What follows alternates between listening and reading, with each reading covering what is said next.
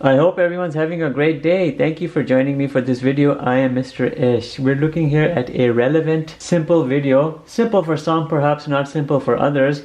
A quadratic form of an equation and a standard form of an equation. Both of these are quadratic equations. One is in a non-standard form, the other one is a standard form. We're seeing in this video how you can convert the non-standard into the standard form. A good form for a parabola. There's a specific technique you can utilize to do this conversion. It's called completing the square, or solve by completing the square. You have to somehow convert this non-standard into that standard form. We will look at 3 questions here and we'll learn the technique. It's not hard, but it's a very relevant technique to know. Imagine your first question is this: 2x squared plus 4x plus 2 equals 0, and you have to convert it into that form. The thing that you need to focus in on is this part initially, and you gotta somehow isolate something so your x square is a standalone with the coefficient of 1. Here your x square has a coefficient of 2. You need to eliminate that, and you can do so by isolating a 2, and everything else would adjust as you see. You see now I've gotten a coefficient here for this x square to be 1, and that should always be your initial starting goal. When you do that, then you want to focus in on this component, and you want to divide this by 2, and you want to square it. When you divide 2x by 2, you get a 1. When you square that 1, you get a plus 1. Think about it. 2 divided by 2 is a 1. 1 square is a 1. The item that I have isolated here with regards to constant multiplies with this item, and it comes on the other side exactly with the same sign, because you have to maintain the neutrality and the balance. You've added 2 units here, therefore you must add 2 units on the other side. In the next step, you can consolidate everything. You convert this into a factor like this, x plus 1 whole square, because x plus 1 whole square would give you exactly that. You would bring this back over here and you'd get a 0, and here it is. You would write this in that form if you want to, and you could. 2x minus 1 whole square plus 0 is equal to 0. The reason why it's a minus 1 here is because that's the only way you can bring this positive. You have to remember very well this: x plus h with regards to horizontal translation would be x minus h. You've shifted here h units to the left, whereas x minus h would be really x minus plus h. You've shifted h units to the right. We talked about all of that in our translation video, so you gotta pay special attention to that. When you do the standard form in that equation right there, which we've derived here, you can very well determine the parabola's vertex. From here you have a minus 1 and a 0. Minus 1 comma 0 represents the vertex of this parabola. If you were to open this up, you should end up exactly where you were at the very beginning, and that's a good test for you to do to make sure your entire procedure is correct. And I could very well open this. I would have 2x squared plus 2x plus 1. When I open up this more, I'll have 2x squared plus 4x plus 2. So I know my entire procedure is good. My non-standard form has been converted into the standard form, and we're looking good over here. Our next example is this: minus 3x squared plus 6x it equals 0, and we have to convert it into that form. Again, you want to focus in on this and convert it into an x squared with a coefficient of 1. You can do so by isolating a minus 3, and everything else must adjust accordingly. If you open this up, you must end up back over there. Minus 3x squared plus 6x, and you're good.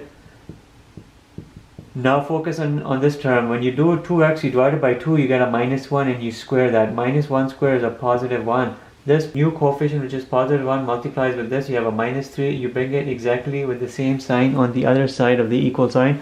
Because you've added minus 3 units here, you add minus 3 units over there. Now you complete the square. This right here is x minus 1 whole square. You bring this onto the other side. You have a plus 3 equals 0. Now you've gotten everything in that form. You have a parabola that's pointing downwards because you have a negative sign here. A relatively steep, because here is greater than 1 in terms of numerical value. It's 3 is larger than 1. You have a vertex over here. Vertex here would be 1 comma 3. It would be a parabola which would have a vertex at 1 comma 3. It would be directed downwards. I'm not focusing too much here at the x-intercepts, but it would be relatively stretched, vertically stretched. If you were to open all of this up, factor it, you should end up exactly back where you were, and we can show you that to be the case.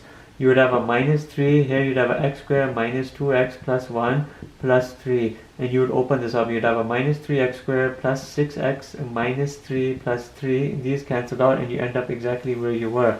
But remember very much, this right here is your x minus h, here's your plus k. You have a positive 1 comma 3 in terms of vertex, because this x minus 1 is really you looking at x minus plus 1, your h value, and then here your plus 3 is your k value. So you have to read the vertex values properly.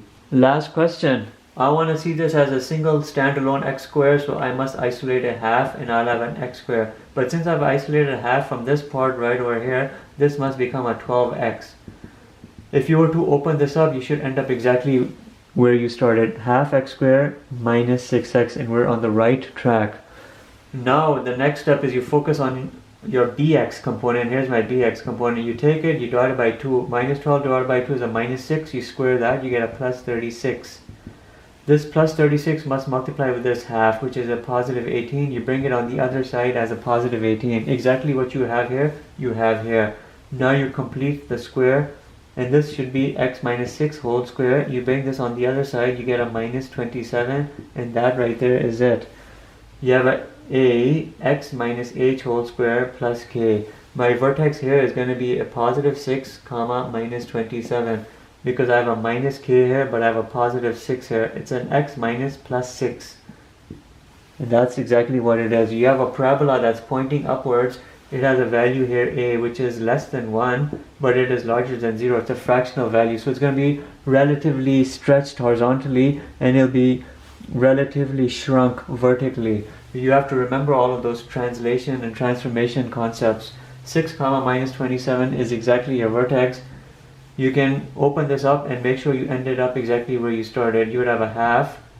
Here you'd have an x squared minus 12x plus 36 minus 27. You'd open this up. You'd have an x squared over 2 minus 6x plus 18 minus 27. 18 minus 27 will give you that minus 9. And you end up exactly where you started, and we were good. Our completing by the square technique was good. And this video is done. Remember, don't make a mistake in reading out your vertex. Here's my h value, here's my k value, but you have to read it properly with regards to the sign over here. Thank you for watching. Have a nice day.